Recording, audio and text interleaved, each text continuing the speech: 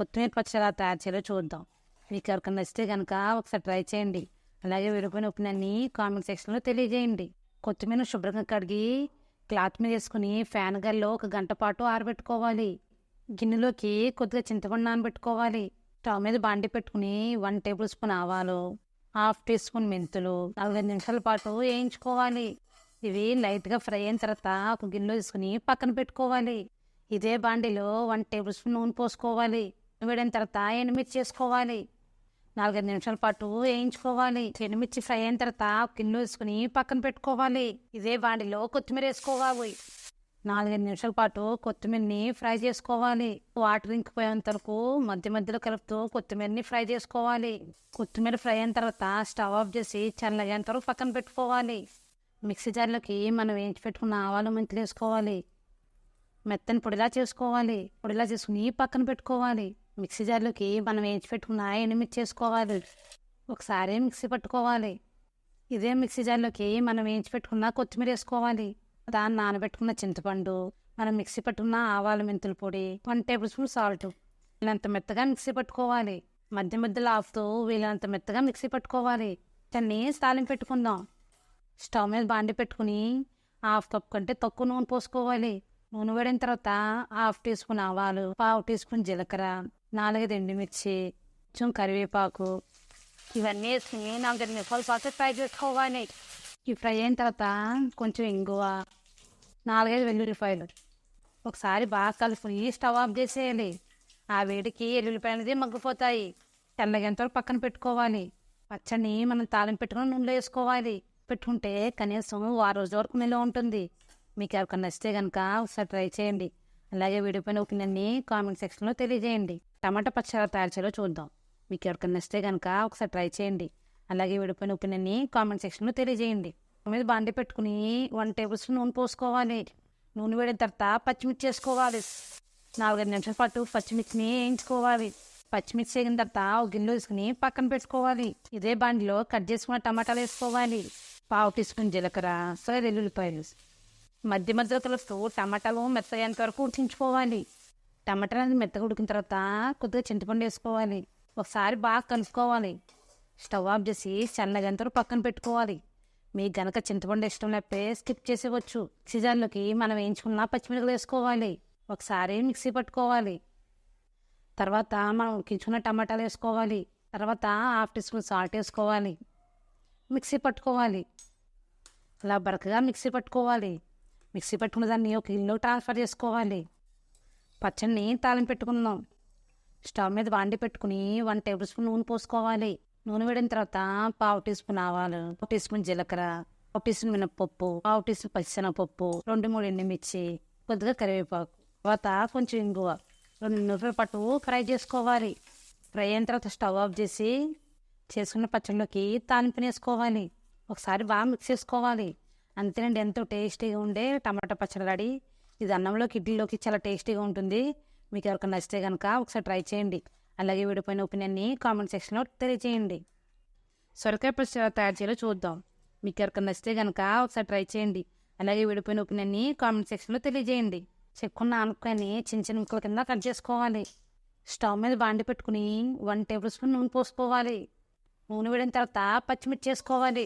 4-5 నిమిషాల పాటు పచ్చిమిర్చిని వేయించుకోవాలి. పచ్చిమిర్చి వేగిన తర్వాత గిన్నెలో తీసుకుని పక్కన పెట్టుకోవాలి. ఇదే బాండిలో కట్ చేసుకున్న ఆనపకాయ ముక్కలు వేసుకోవాలి.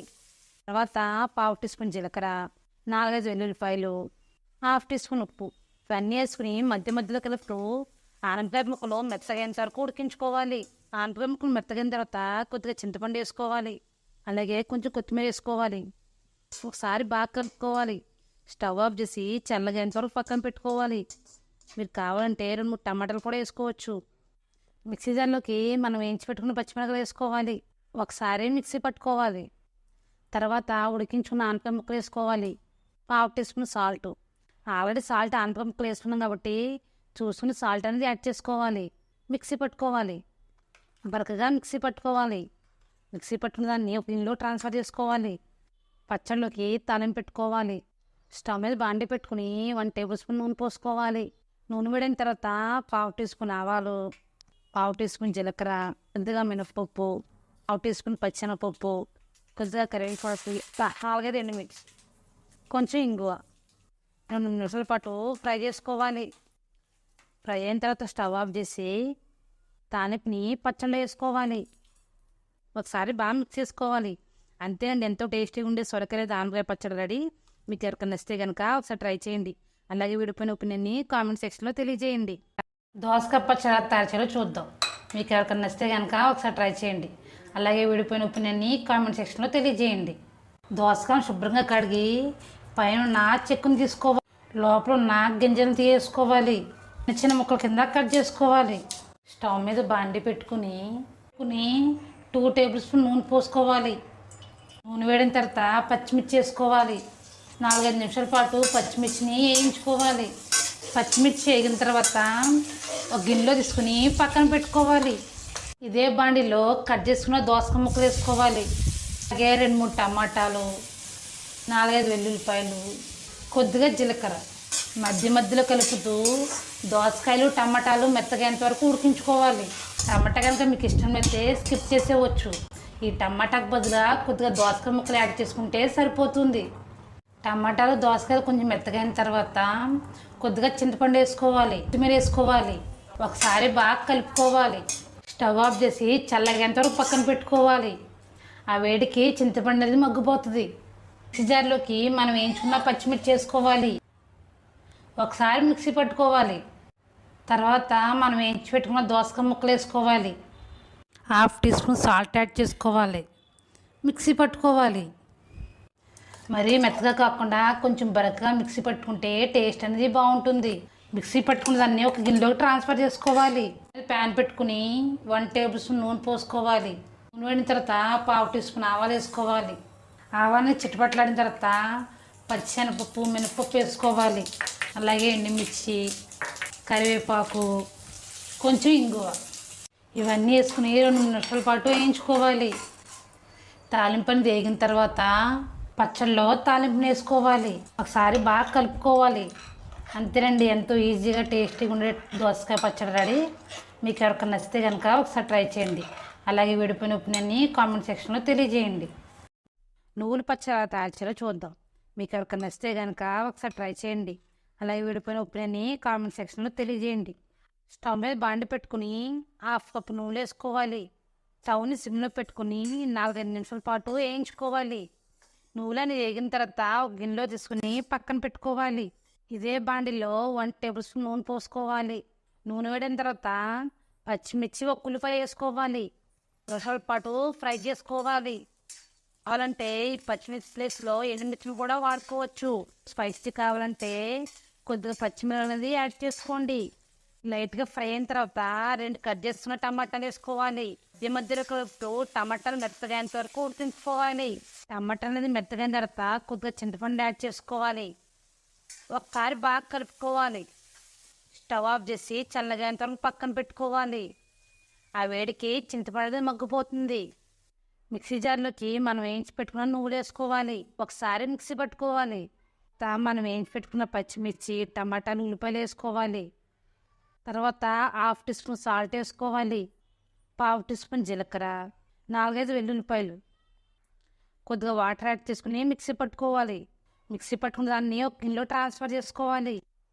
స్టవ్ మీద బాండి పెట్టుకుని 1 టేబుల్ స్పూన్ నూనె పోసుకోవాలి. నూనె వేడిన తర్వాత 1/2 టీ స్పూన్ ఆవాలు వేసుకోవాలి. ఆవాలు చిటపట్లాడిన తర్వాత కొద్దిగా పచ్చిశనగపప్పు, అలాగే మినపప్పు,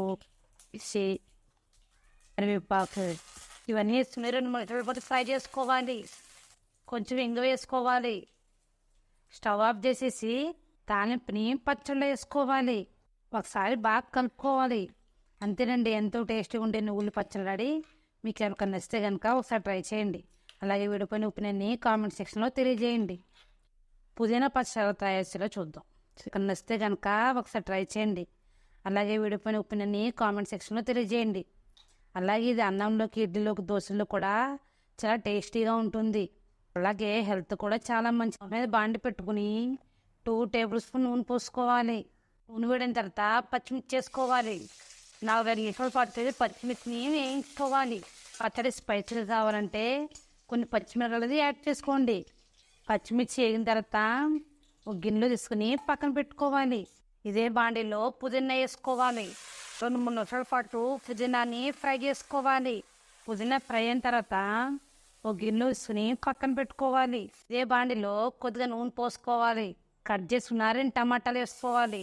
మధ్య మధ్యలో కలుపుతూ టమాటాలు మెత్తగా అయ్యేంత వరకు ఉడికించుకోవాలి. టమాటాలు మెత్తగా ఉడికిన తర్వాత కొద్దిగా చింతపండు వేసుకోవాలి. ఒకసారి బాగా కలుపుకోవాలి. స్టవ్ ఆఫ్ చేసి చల్లగా అయ్యేంత వరకు పక్కన పెట్టుకోవాలి. ఈ వేడికి చింతపండు అనేది మగ్గిపోతుంది. మిక్సీ జార్లోకి మనం వేయించి పెట్టుకున్న పచ్చిమిర్చి వేసుకోవాలి. తర్వాత పుదీనా వేసుకోవాలి. ఒకసారి మిక్సీ పట్టుకోవాలి. తర్వాత ఉడికించుకున్న టమాటాలు వేసుకోవాలి. 4 కట్టలు పుదీనాకి 2 టమాటాలు తీసుకున్నాను. 1 టీ స్పూన్ సాల్ట్ యాడ్ చేసుకోవాలి. మిక్సీ పట్టుకోవాలి.